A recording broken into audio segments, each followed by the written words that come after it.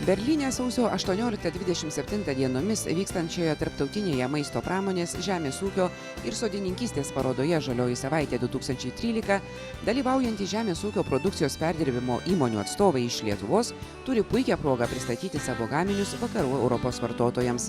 Pasak jų, Lietuvai būtina ne tik dalyvauti tokiuose renginiuose, bet ir būti pastebėtai. Šita paroda yra, jeigu galima sakyti, tai yra politinė paroda.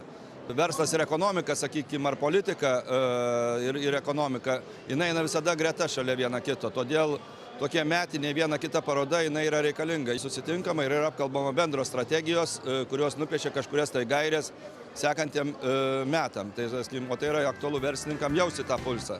Jau nebe pirmą kartą Berlyno Žaliojoje savaitėje dalyvaujantys verslininkai pastebi, kad vis daugiau Europos gyventojų žino lietuviškus produktus ir juos vertina dėl kokybės ir natūralumo. Jie pripažįsta, kad daugeliui perdirbėjų patekti į ankštą vakarų rinką padėjo nuolat augantis Lietuvos žemės ūkio sektorius.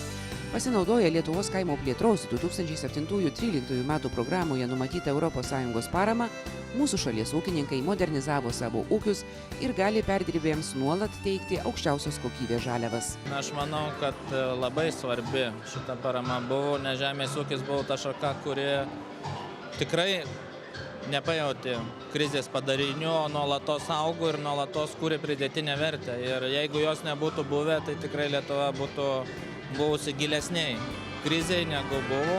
Lietuva eksportuoja žemės ūkio produkciją į 129 pasaulio šalis, o kai kurių pozicijų eksportas per pastaruosius metus išaugo net 300%.